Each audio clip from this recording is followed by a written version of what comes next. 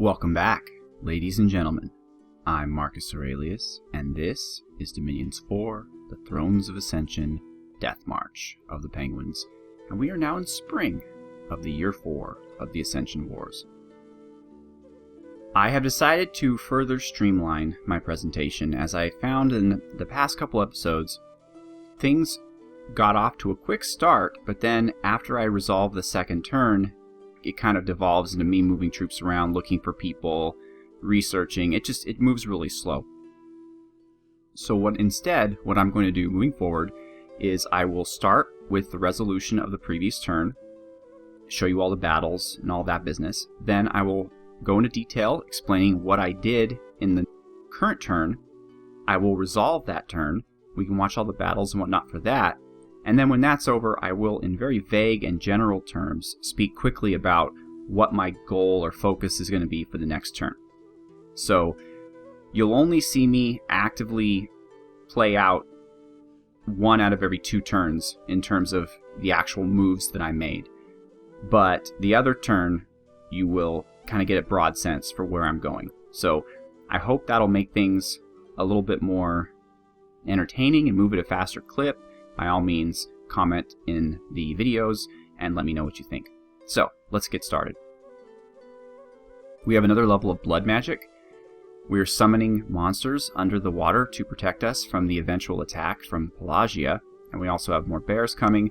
We did find a nature site in Llama, which is great, but we really want water sites. That's what we really need. And Starlid has found a copper idol, which is an air site in Osandius. Now, remember, that's the throne province.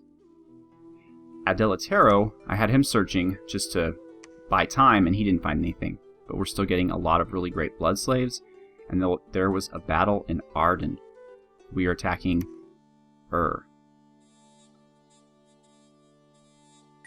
So this is a pretty big group here. Oh, and I wanted to point out real quick, in case you didn't get it, Pymous, in his latest version, redid the sprite of the Taiga chieftain. It used to have a single-handed axe and a shield like his bodyguards, but I think now he gave him a double-handed axe, ice battle axe. But I gave him a thunderbow, so he's going to be doing ranged attacks. I don't want my heroes, or at least my leader heroes, charging out in melee, but just want to show you the cool new sprite.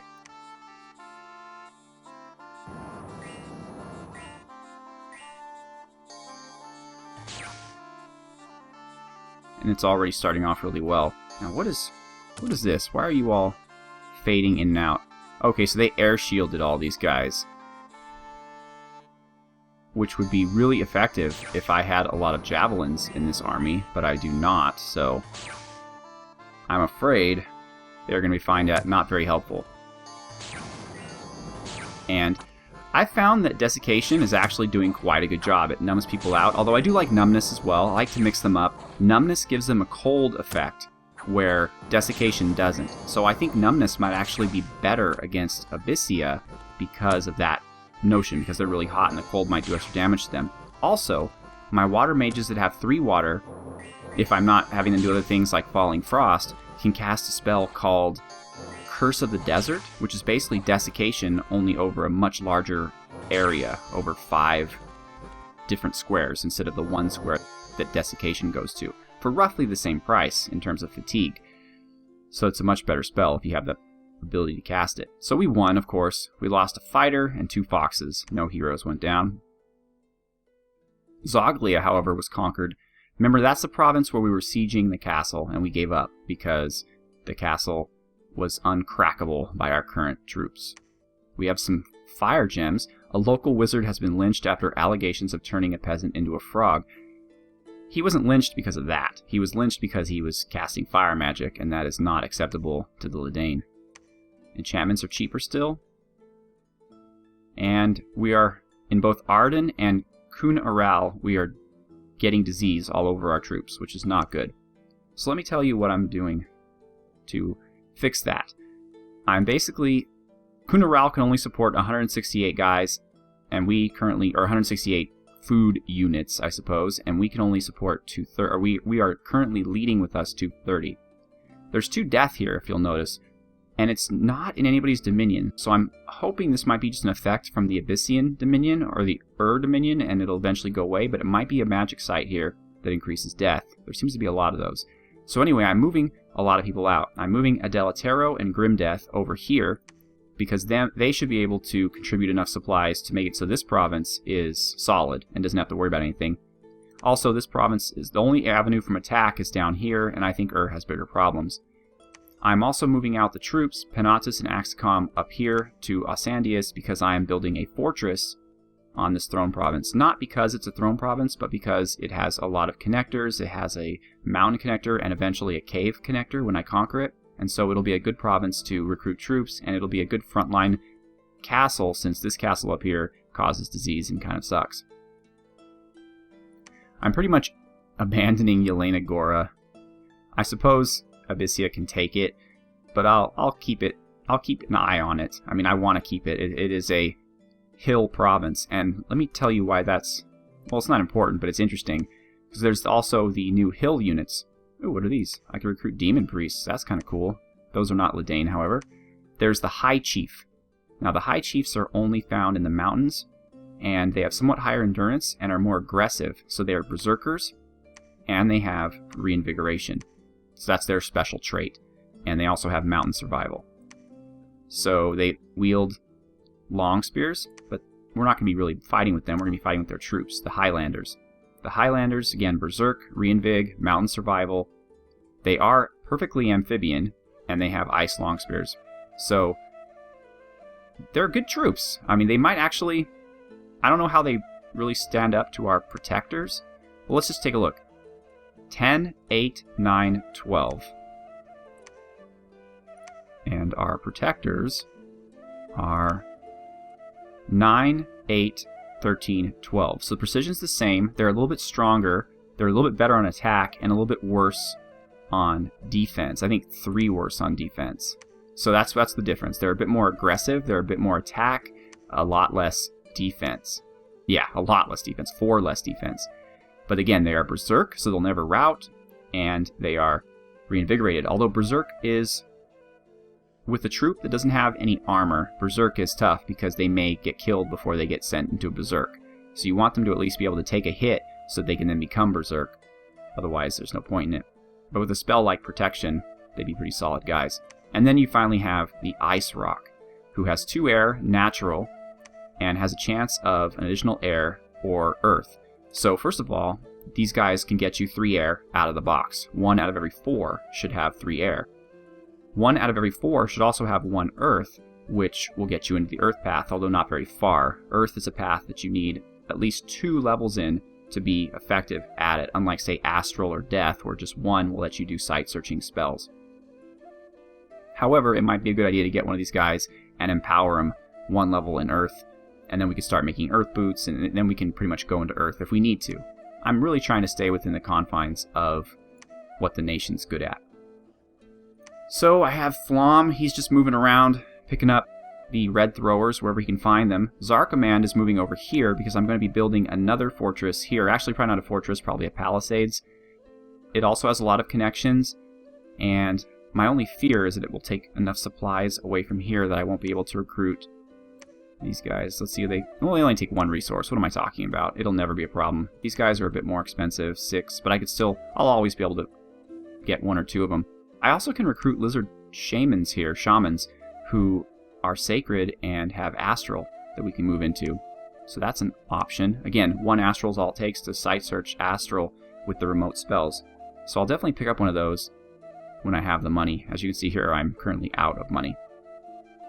Pelagia did not attack me. Instead, they split their forces up amongst these 2 provinces, which seems rather odd, and I'm not sure why they're doing it.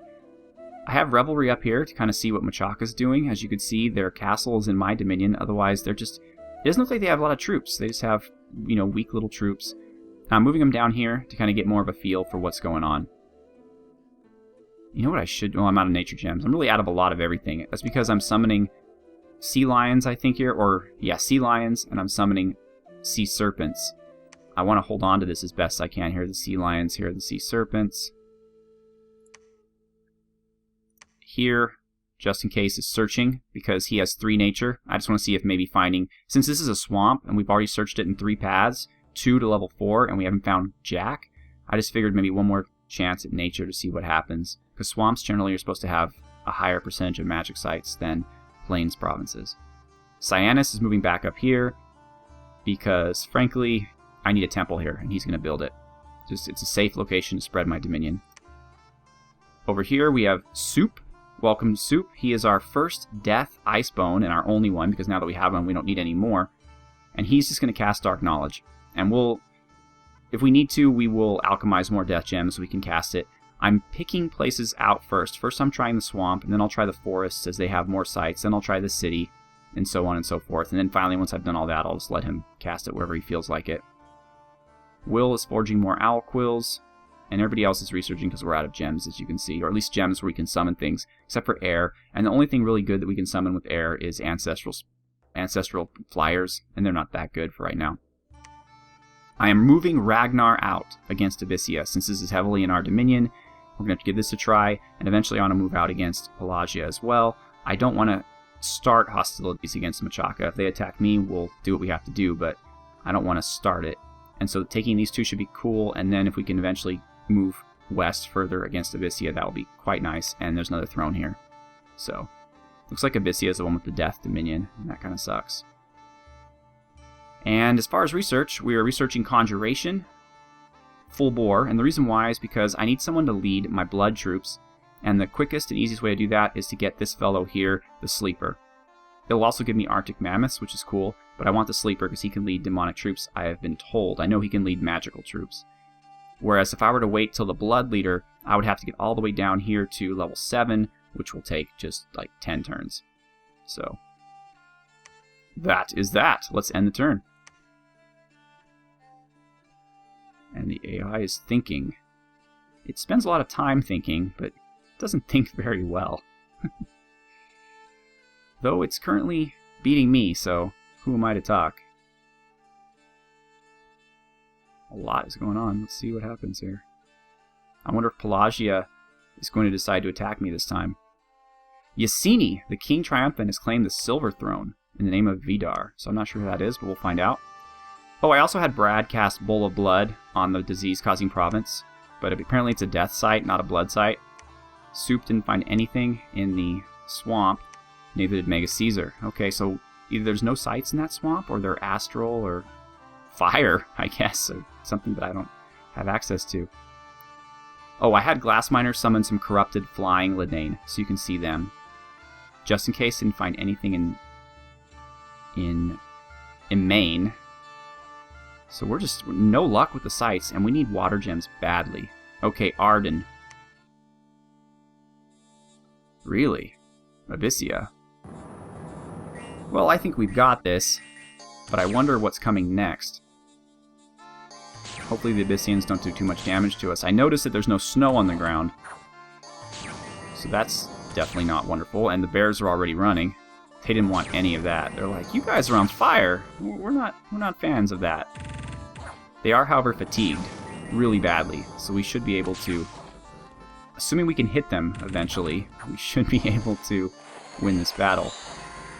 Freezing Mist. And we do. They are running. Or some of them are running, anyway. The Lightning Bolt is proving its usefulness. It is armor negating, or at least armor piercing. Armor doesn't block it or stop it, so it's helpful. And I guess, yeah, I guess they're on their way out. So long, suckas. We lost 3 fighters, 3 defenders, a warrior, 3 foxes, and a flag. Why does the flag bearer die so much? It's ridiculous. We'll have like 40 guys, and the flag bearer will always die. Alright, let's see what... Oh, okay, Let's see what is bringing to the battle here. Same province. Now minus bears. Oh no, there's a bear. Hi, buddy. Yetis. Okay. Kind of a strange choice for but... What did you do? Oh, arrow fend. Okay. Doesn't matter to me. We don't really have much in the way of arrows here. So we have some wolves, we have yetis, we have a frozen Sarush. I don't think we're going to be in too much trouble here, but the Sarush does cause fear. But we're Sermon of Purging, so yeah, it's going to die any second now.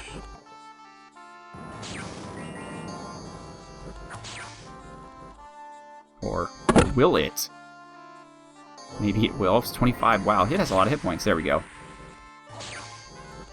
A water elemental. Come on, You are only a guest in the water. We were born in it, been raised in it. We didn't even know there was not water until... I don't know how the rest of it goes. Oh, mercenaries, huh? Once their leader gets killed, I'm sure they'll run. And they've already decided to run. Kill the... What are you again? The Usib? The Ishib. The Ishib. Let's take him out. Alright, good. Alright, so 2 victorious battles, although we paid for it. We lost 5 fighters, 6 defenders, and 6 long ices. We're still doing quite well, though. And now we're attacking Abysia in Fowenshire. This is Ragnar the Black Fin. And despite being in our dominion, apparently the snow hasn't reached here yet either.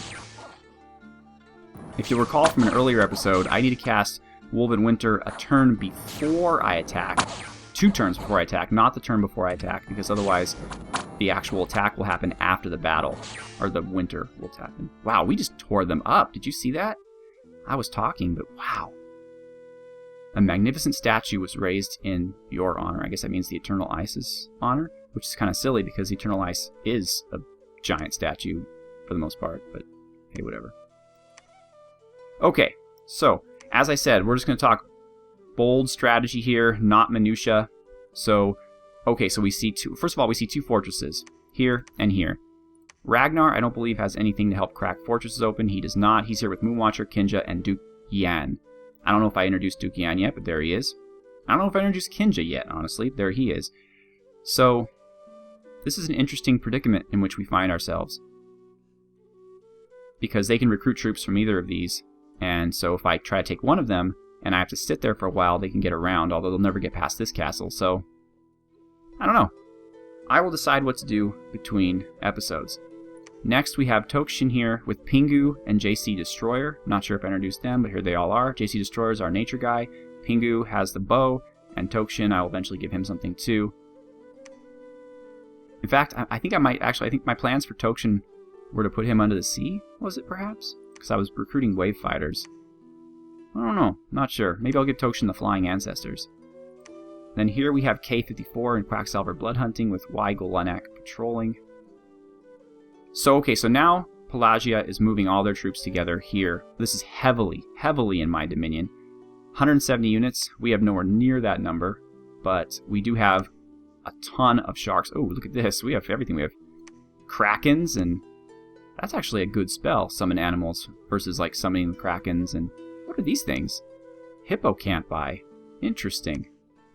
Alright, so we're actually looking pretty good here. I want them to attack me so I could crush them and then move against them. We're safe here. Here's Dre2D2, our thug, although we spent a lot of gems on him. But 50 hit points, though, and I thought about this. 50 hit points, 24 defense, 22 armor. He should hold up really well, especially with reinvigoration and regeneration. And the Vine Shield preventing him from getting hit. I really think he will actually turn out to be a really good thug, but we'll see. Maybe not against magic. What's his magic resistance? 10. Yeah. So if this were a multiplayer game, what someone would do is they would just nail him with magical spells. However, the AI I don't think is that smart. We're sitting here to build this fortress. So I'm going to build my fortress here, and that'll pretty much take a lot of my money away. So I'll use all my gems to recruit or to summon more units here, and I'll just recruit units basically. So that will be my plan for the coming episode. Thank you so much for watching. Have a good one.